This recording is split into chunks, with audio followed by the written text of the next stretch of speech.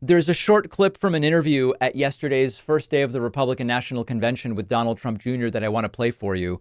The interview was with MSNBC's Jacob Soboroff. And what's notable about this is that the entire environment at the RNC yesterday, post-Trump assassination attempt, is one of emboldened hostility. That's the way I would describe it. And in fact, that may even be too light for what it is. It might be more borderline violent contempt, not only for Democrats, but also for the media, despite the fact that it's a Republican who tried to kill Trump, who we now have learned had Trump signs on his front lawn, but we'll get to that a little bit later. Listen to the hostility and the contempt in Don Jr.'s voice here, as he is asked very reasonable questions by reporter Jacob Soboroff. And he says, "Oh, get out of here, you clown.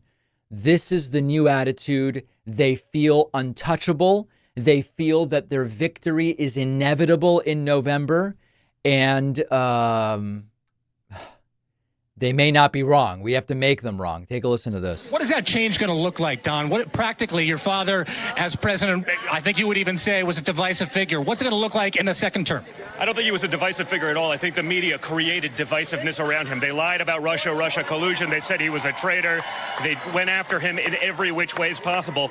If the media actually starts being an honest broker, talking about the things that he did, the prosperity he brought, the peace deals that he signed around the world, rather than the disaster that we're living right now, I think you do everyone in the country a big favor. I know immigration's important to him. I covered the family separation crisis closely. Will we continue to see policies like separating 5,000 children deliberately from their parents? You mean the Obama administration?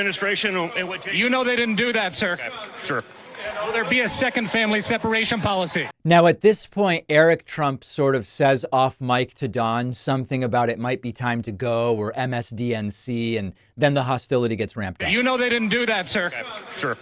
Will there be a second family separation policy? It's MSDNC, so I expect nothing less from you clowns. Even today, even 48 hours later, you couldn't wait. You couldn't wait with your lies and with your nonsense. So just get out of here.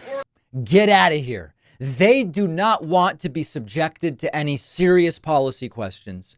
They do not want to be accountable for anything that they did or plan to do.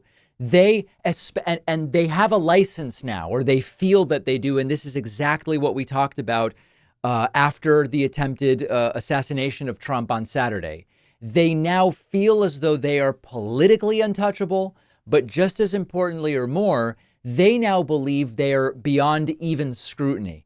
And unfortunately, and it's so tragic and it's so sad, we talked about this yesterday with the news that Judge Eileen Cannon has dismissed the documents case against Donald Trump. They are getting signals from the world all the time that they are untouchable and they are beyond scrutiny. Guy tries to shoot and kill Trump and it grazes Trump's ear and he's fine and he's playing golf the next day, despite the fact that someone else was killed there. Feels untouchable. We get asked questions by reporters at the RNC. This is our party. Get out of here, you clown. None of that happened, even though there are serious policy questions to answer. So this is exactly what we feared. This is exactly what we've been worried about. It is happening. It is happening.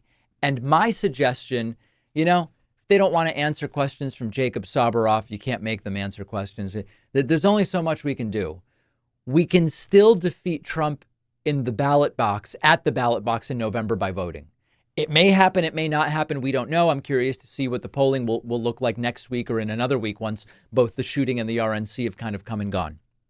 But while you can denounce and condemn any attempt to kill a political candidate, the way I and 99.9% of my audience have done, but also recognize Trump's stupid ideas about tariffs don't deserve to be voted for just because someone shot at him, right? I mean, that it doesn't make any sense. And this is why it's so frustrating to hear, as we did yesterday, and as I've continued to hear overnight from people who go, I wasn't going to before, but now that they shot Trump, and we'll talk about they in a moment, now that they shot Trump, I'm voting for the guy. Really?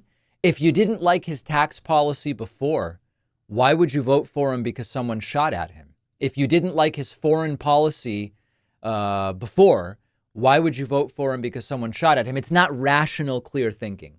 We can remain rational and clear. We denounce and abhor any violence.